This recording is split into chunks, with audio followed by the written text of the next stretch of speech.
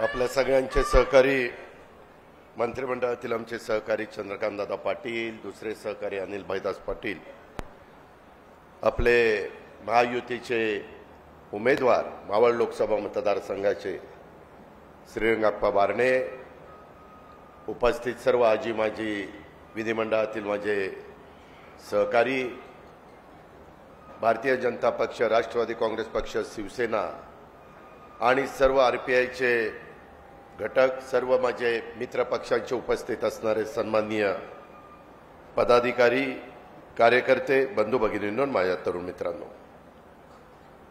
मित्रांनो, मला आपांनी सांगितलेलं होतं की दादा आजच्या तारखेला आपल्याला 11 वाजता सगळ्या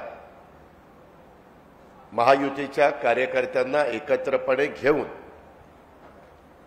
उद्याच्या मावळच्या लोकसभा मतदारसंघामध्ये सगळ्यांनी एकोप्याने कशा प्रकारचा प्रचार करायचा आणि त्यातल्या त्यात मावळ, पिंपरी आणि चिंचवड, उरण, पनवेल, कर्जत हे खालचे मतदारसंघ आहेत, तिथेही अतिशय उत्तम प्रकारचं काम चाललेलं आहे. परंतु वरच्या भागात देखील अधिक चांगल्या पद्धतीचं काम झालं पाहिजे आणि त्याकरता आजचा मेळावा इथं बोलवलेला आहे. सगळ्यांनी आपली आपली मतं मांडली, आपापले विचार मांडले, सूचना काहींनी अतिशय केल्या. ज्या स्वागतार्ह सूचना आहेत त्याचा निश्चितपणे उद्याची यंत्रणा प्रचाराची राबवत असताना त्याची नोंद आमच्या सगळ्यांचे सहकारी त्या ठिकाणी घेतील. आज हा मेळावा होत असताना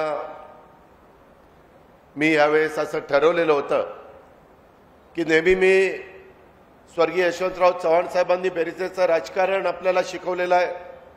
महाराष्ट्राच्या कानाकोपऱ्यामध्ये गेले 30-35 वर्ष फिरत असताना मी कार्यकर्त्यांना सांगायचो, जनतेला सांगायचो की बेरीजेचं राजकारण आपल्याला केलं पाहिजे. परंतु काळ बदललाय, नवीन पिढी पुढे आलेली आहे.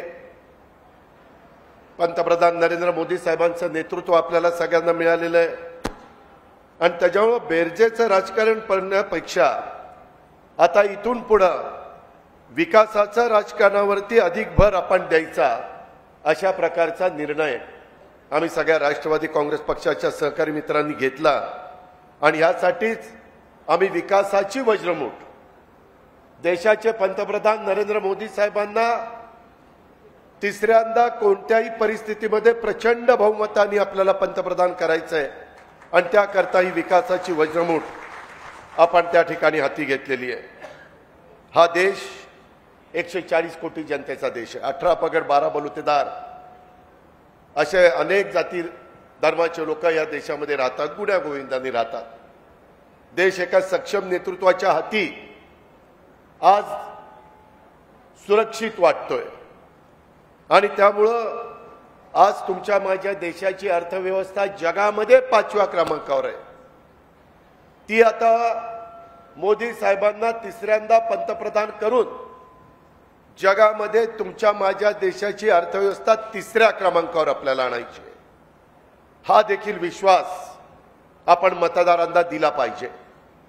देशाचा सर्वांगीण विकास पाहताना विकसित झालेले प्रशस्त रस्ते, ज्याचा उल्लेख मगाशी श्रीरंगाप्पांनी केला, बाकीच्यांनी केला, त्याच्यामध्ये उड्डाणपूल, विमानतळ, आपल्या पुण्याचं टर्मिनल परवा 500 कोटी रुपयाचं आपण पंतप्रधानांच्या हस्ते उद्घाटन केलं.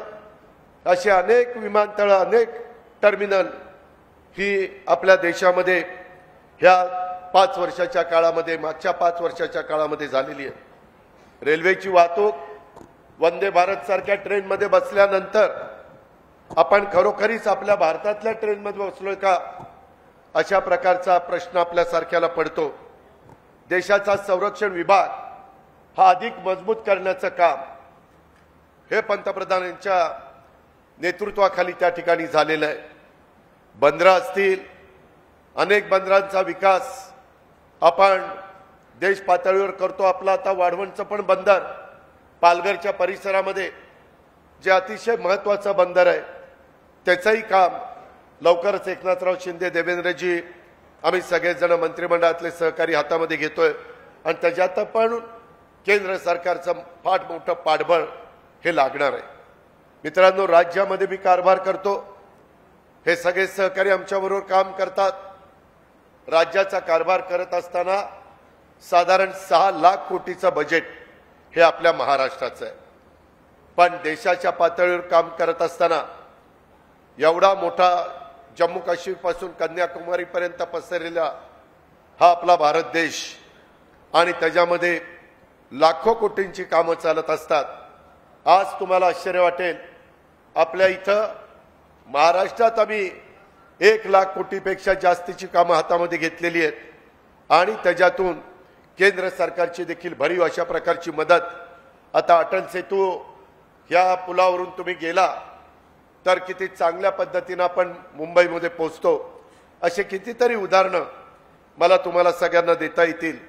मला सगळ्या कार्यकर्त्यांना, नेते मंडळींना, मित्रपक्षांना, सगळ्या प्रमुखांना विनंती करायची की या गोष्टी मतदारांच्या पर्यंत गेल्या पाहिजे. ह्याच्यामध्ये तुलना करा.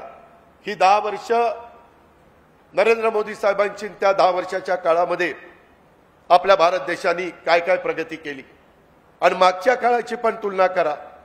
त्या काळामध्ये कितपत देशाने प्रगती केली. तुलनात्मक ह्या 10 वर्षामध्ये निश्चितपणे अधिकची प्रगती आपल्या देशाची झालेली आहे. आणि ही तुलना केल्यानंतर लक्षात येईल की गॅरंटी कशाला म्हणतात. अलीकडे कुणी पण गॅरंटी द्यायला लागलेलं आहे. जे विरोधक मागा अनेक वर्ष देशामध्ये सत्तेवर होते ते पण गॅरंटी देतात. अहो, तुम्हाला आता गॅरंटी शब्द आठवायला लागला, मग मागं सत्ता असताना त्यावेळेस गॅरंटी का दिली नाही आणि ते कृतीमध्ये आणण्याचं काम का केलं नाही, याबद्दलचं पण उत्तर हे त्यांच्याकडनं मिळू शकत नाही. केंद्रामध्ये मोदी साहेबांचं सरकार पुन्हा बहुमताने निवडून आलं पाहिजे आणि त्याच्यामध्ये ह्या महाराष्ट्राला एका वेगळ्या नजरेने देशामध्ये पाहिलं जातं. एक मानाचं स्थान देश पातळीवर महाराष्ट्र राज्याला आहे आणि त्याच्यामुळे महाराष्ट्र राज्यातनं 48 जागा ज्यावेळेस निवडून जाणार आहेत त्यामधल्या जास्तीत जास्त जागा ह्या महायुतीच्या, मग कमळ असेल, घड्याळ असेल, धनुष्यबाण असेल, ही चिन्ह ज्या ज्या मतदारसंघात असतील त्या त्या मतदारसंघामध्ये मतदारांच्या पर्यंत ते चिन्ह पोहोचवण्याचं काम देखील आपल्याला सगळ्यांना करावं लागेल. उमेदवार कोण आहे, आपल्या पक्षाला उमेदवारी मिळाली का म्हणून काहींनी असंतुष्ट न राहता सर्वांनी केंद्रात मोदी साहेब यांचं सरकार बहुमताने कसं येईल त्यासाठी ही निवडणूक आपल्या सर्वांच्या दृष्टीने अतिशय महत्त्वाची आहे. म्हणून आपण सगळ्यांनी मनापासून काम केलं पाहिजे.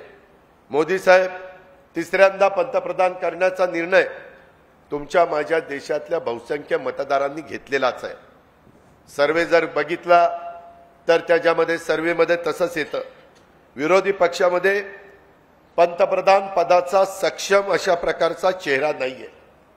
संपूर्ण जगात आपल्या भारताला ताठ मानेने राहण्याच्यासाठी गेल्या 10 वर्षामध्ये नरेंद्र मोदी साहेबांच्या सारखं सक्षम नेतृत्व हेच आपल्या देशाला पाहिजे. आज संपूर्ण देशातील जनतेने त्याबद्दलचा निर्णय घेतलेला आहे आणि ही निवडणूक ही विचारांची निवडणूक नाहीये. ही निवडणूक ही विकासाची निवडणूक आहे आणि देशात विकासाचं एकच नेतृत्व आहे, ते म्हणजे आपले पंतप्रधान नरेंद्र मोदी साहेब. हे मात्र आपल्याला कदापि विसरता येणार नाही. आज मी कधी कधी विरोधी पक्षाचा पण काय जाहीरनामा आहे, काय घोषणा आहे, अशा प्रकारच्या काही घोषणा दिलेल्या आहेत की ज्या घोषणा प्रत्यक्षामध्ये कृतीतच येऊ शकत नाही. म्हणजे तुम्ही म्हणाल तू कसं काय सांगतो. मी आज 8व्या वेळेला आपल्या राज्याचा अर्थसंकल्प सादर केलेला आहे. थोडं बहुत अर्थ संकल्पातल्या काही गोष्टी मला पण बारकाईनं माहिती आहे. आपण आपलं सरकार आल्यानंतर आपण महिलांच्या बद्दल काय काय निर्णय घेतले याबद्दलचा ओझरता उल्लेख माझ्या आधीच्या अनेक सहकारी मित्रांनी केला. परंतु विरोधकांनी काय सांगितलं, महिलांच्या बँक खात्यात दरवर्षी 1 लाख रुपये टाकणार अशा प्रकारची गॅरंटी दिलेली आहे. एवढ्या महिला आहेत, तुम्ही विचार करा 140 मध्ये 70 कोटी महिला, 70 कोटी महिलांच्या अकाउंटला 1-1 लाख रुपये त्या ठिकाणी टाकायचे, हे शक्य आहे का? सगळं विकावं लागेल, कुणाकडे तरी घाण ठेवावं लागेल. जगातला सगळ्यात कर्जबाजारी देश कुठला तर तो भारत, असं त्यावेळेस सांगावं लागेल. काहीतरी व्यवहारांनी बोला ना बाबा. मतं मिळवायची म्हणून काही बोलायचं, रेटून बोलायचं, लोकांना तरी पटलं पाहिजे. हे कुठंतरी आपण समजावून त्या ठिकाणी घेतलं पाहिजे. काहींनी तर त्यांच्या उमेदवारांनी परवा माझ्या वाचनात आलं, लक्ष्मी स्वीकार आणि मतदान करा, अशा पद्धतीनं देखील आज काँग्रेसचे काही उमेदवार बोललेले मधल्या काळामध्ये मीडियामध्ये आपल्याला सगळ्यांना पाहायला मिळालेलं आहे. मित्रांनो, मावळ लोकसभेचा महायुतीचा उमेदवार निवडून कुठल्याही परिस्थितीमध्ये आणायचा. मगाशी शंकरजी बोलत असताना माझं थोडंसं लक्ष नव्हतं आणि त्यांनी सांगितलं 11,000 पेक्षा जास्त मतं पडली पाहिजे. म्हणलं ही कुठं एकदम 11,000वर आला. नंतर त्याला जवळ बोलवल्यानंतर त्यांनी सांगितलं, दादा चिंचवड आणि पिंपरीला मिळून गेल्या वर्षी जे मताधिक्य होतं त्याच्यात 11,000 ना, का फक्त चिंचवडमध्ये? दोन्हीमध्ये मिळून. तर अशा पद्धतीनं त्यांनी त्या ठिकाणी आव्हान केलेलं आहे. मित्रांनो, आपण पिंपरी चिंचवडमध्ये अनेक वर्ष एकमेकाला ओळखतो, ज्याचा उल्लेख मगाशी श्रीरंगने आपल्या भाषणामध्ये केला. आणि आपल्या विरोधी जो उमेदवार आहे त्याच्याही आपले अनेक वर्षाचे संबंध, पण त्या संबंधाचा कसा गैरअर्थ चाललेला बघा. त्याच्यामध्ये काहींचे मैत्रीचे नातेसंबंध हे समोरच्या उमेदवाराशी असू शकतात. त्याच्यामध्ये त्यांना भेटण्याकरता माझी तमाम कार्यकर्त्यांना, सर्व महायुतीच्या सहकाऱ्यांना आग्रहाची विनंती आहे, त्यातल्या त्यात राष्ट्रवादीच्या माझ्या सहकाऱ्यांना विनंती आहे की 13 तारखेचं मतदान होईपर्यंत भेटायला जाऊ नका. नाही दादा, सहज गेलो होतो, गप्पा मारायला गेलो होतो, गप्पा नको, टप्पा नको. त्याच्यामध्ये पक्षाचे पदाधिकारी असतील किंवा कोणी कार्यकर्ते असतील, त्याची वेगळी चर्चा बाबांनो होते. आणि मग त्याच्यामध्ये अलीकडे फोटो लगेच काढला जातो आणि तो व्हायरल केला जातो. मग आपल्यातल्याही कार्यकर्त्यांना वाटतं अरे आपण तर विरोधी काम करतोय आणि इतर तिथं जाऊन मांडीला मांडी लावून बसतोय. काही गोष्टी निवडणुकीची प्रचार यंत्रणा एकदा सुरू झाल्यानंतर पाळावीच लागते आणि ती माझ्या सगळ्या सहकारी मित्रांनी पाळली पाहिजे. राष्ट्रवादी काँग्रेस पक्षाने विकासासाठी महायुतीमध्ये सोबत जाण्याचा निर्णय घेतलेला आहे आणि त्यामुळे निवडणूक काळात मैत्री नातेसंबंध थोडे बाजूला ठेवा. ही भावकीची किंवा गावकीची निवडणूक नाही, ही भारताचं उद्याचं 5 वर्ष तरुणांचं भवितव्य ठरवणारी निवडणूक आहे. सारखे पंतप्रधान सांगतायत, आज देखील आपल्या राज्यामध्ये येणार आहेत चंद्रपूरला. त्याच्यामध्ये त्यांचं म्हणणं असं आहे की एकदा निवडणूक होऊ द्या, शपथ घेऊ द्या, पहिल्या 2-3 महिन्यातच त्यांना काही महत्त्वाचे निर्णय या देशाच्या सर्वांगीण विकासाच्या करता घ्यायचे. कारण माणूस निवडून गेल्यानंतर पहिल्या 5 वर्षामध्ये नौखा असतो, दुसऱ्या 5 वर्षामध्ये अधिक अनुभव आलेला असतो आणि तिसऱ्या वेळेस त्या 10 वर्षाच्या अनुभवाची मोठी शिदोरी ही त्यांच्याबरोबर असते आणि त्यांचे निर्णय घेण्याची क्षमता ही उभ्या जगाने आणि भारताने बघितलेली आहे. आणि त्याकरता आपण सगळ्यांनी कुठेही कमी पडता कामा नये, आपला महाराष्ट्र कमी पडता कामा नये, आपला पिंपरी चिंचवड मावळचा परिसर माझा कमी पडता कामा नये, अशा प्रकारची पण विनंती माझी आपल्याला आहे. आज विरोधकांना कुठला मुद्दा नाही आहे. आम्ही देखील विरोधी पक्षामध्ये होतो, आम्हाला पण सांगितलं जायचं संविधान बचाव देश बचाव मोर्चे काढा आणि मग तशा पद्धतीने मोर्चे काढले जायचे. त्याच्यामध्ये मी पण विचार करायचो, कधी कुणी संविधान बदलण्याचा काही चर्चा तरी केली? मित्रांनो, तुमचं माझं घटनेचे शिल्पकार डॉक्टर बाबासाहेब आंबेडकरांनी दिलेलं संविधान एवढं जबरदस्त आहे, एवढं उत्तम आहे, एवढं सगळ्यांना मान्य होणार आहे. मी महाराष्ट्रात सांगतो की जोपर्यंत चंद्र आणि सूर्य आहे तोपर्यंत आपलं संविधान बदलण्याचा कुणी धाडस करू शकत नाही. इतकं आपलं संविधान चांगलं आहे. आणि 10 वर्ष आपण पाहिलं ना, 10 वर्षामध्ये कुठं काही झालं? मित्रांनो, काही जण म्हणतात की निवडणुकाच होणार नाही. काय यांना स्वप्न पडली? हे काय ज्योतिषी आहेत? निवडणुकाच होणार नाही. एवढ्या मोठ्या देशामध्ये लोकशाही इतकी जिवंत आहे की 75ला आणीबाणी आणली होती, त्यावेळेसच्या पंतप्रधानांना पराभूत करण्याचं काम इंदिराजींना या देशातल्या जनतेने केलं आणि त्या पक्षाला बाजूला केलं.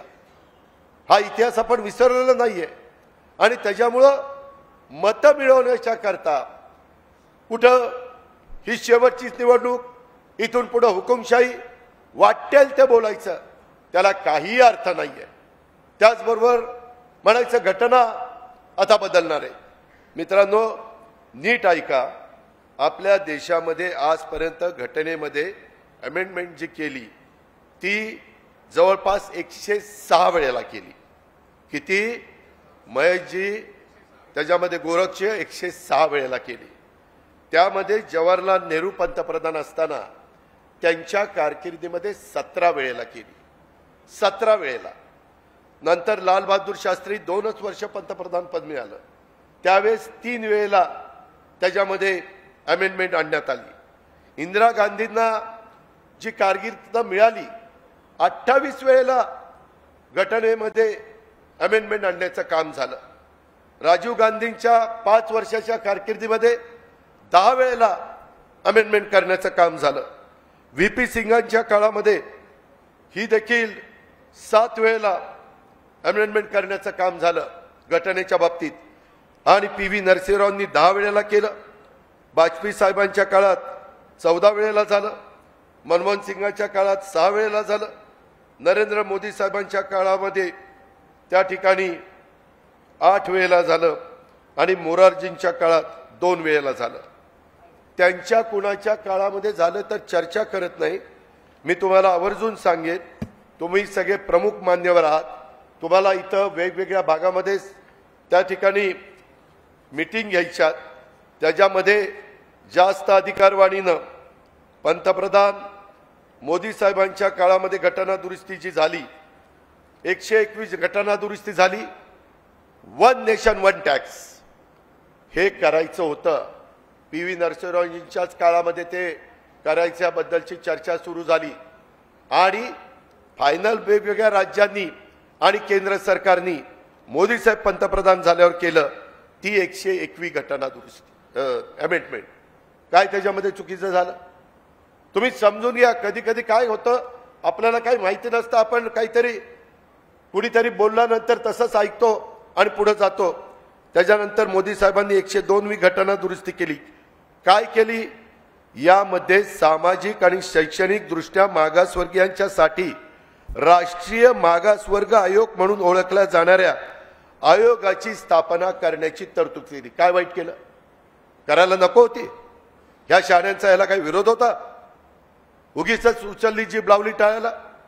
त्याच्यानंतर 103वी घटना दुरुस्ती केली 2019ला.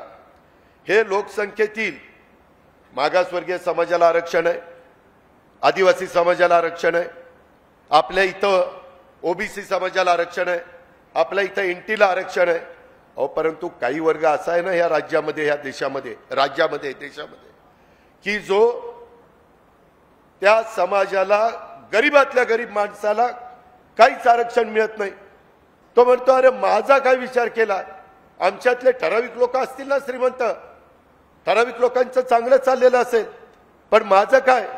त्याकरता EWS, इकॉनॉमी विकर सेक्शन, आणि जे कुठल्याच आरक्षणामध्ये येत नाही पण ते गरीब राहिलेले आहेत, त्यांच्याकरता 10% आरक्षण दिलं. काय चुकलं संजय? काय चुकलं सांग?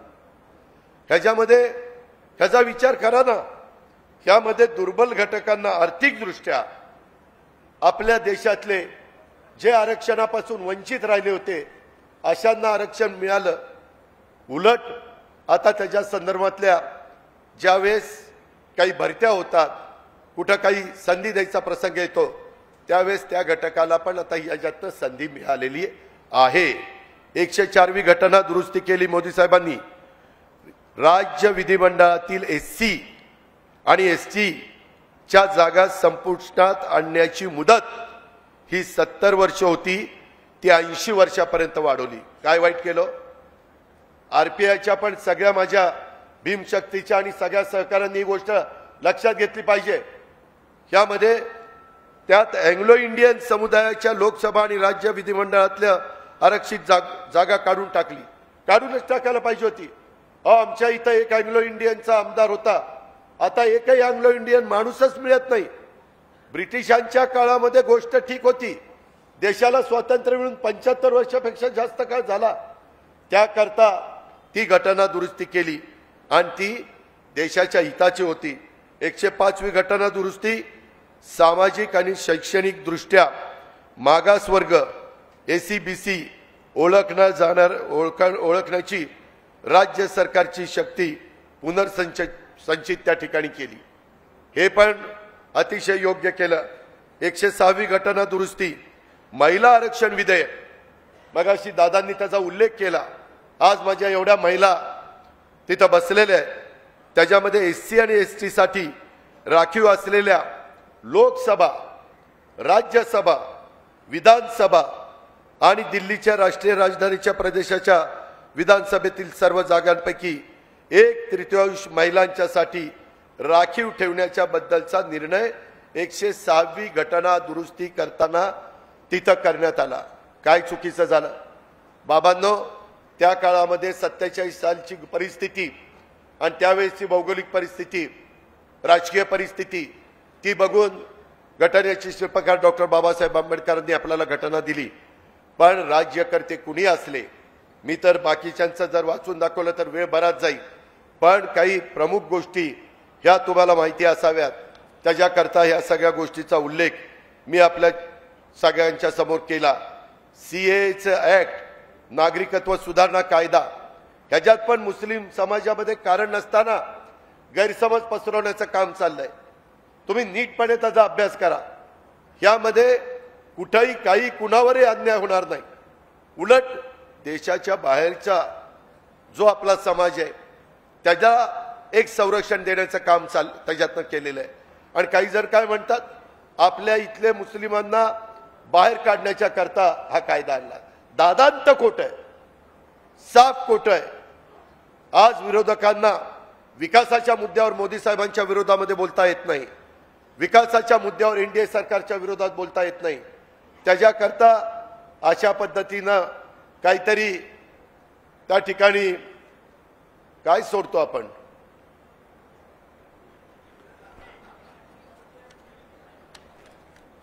काही अफवा सोडण्याचं काम, लोकांची दिशाभूल करण्याचं काम यामध्ये चाललेलं आहे। याही गोष्टीचा आपण सगळ्यांनी विचार केला पाहिजे। अशा प्रकारची माझी तुम्हाला सगळ्यांना आग्रहाची विनंती आहे, गाफील राहू नका। माझं तर तुम्हाला सगळ्यांना सांगणं आहे, लोकसभेचा उमेदवार ज्या विधानसभेतनं जातो त्या ठिकाणी त्याला सगळ्यात जास्त मताधिक्य म्हणजे 1 लाखाच्या पेक्षा जास्त मताधिक्य हे दिलं गेलं पाहिजे। आज 6 आमदार महायुतीचे, त्याच्यामध्ये कुठली काही अडचण नाही। असं असताना खालचे तिघही मला सांगत असतात, रायगड जिल्ह्यातले प्रशांत असेल, थोरवे साहेब असतील किंवा बालदी असतील, की दादा बघा तुमच्या पुण्यापेक्षा आम्ही मावळ लोकसभा मतदारसंघातल्या महायुतीच्या उमेदवाराला जास्तीचं मताधिक्य देणार।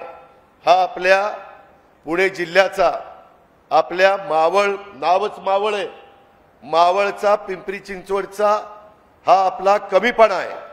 त्याच्यामुळे इथं बसणाऱ्या प्रत्येकाने इथून बाहेर गेल्यानंतर कुठल्याही परिस्थितीमध्ये समोरचा उमेदवार जे सांगतोय दादांनीच मला पाठवलंय आणि दादांनीच मला उभं राहा म्हणून सांगितलं, दादांत खोट आहे। अख्ख्या महाराष्ट्राला माहिती आहे की मी स्पष्ट आणि खरं बोलणारा कार्यकर्ता आहे। त्याच्यामुळे या कुठल्याही गोष्टीवर, अफवांच्यावर अजिबात विश्वास ठेवू नका।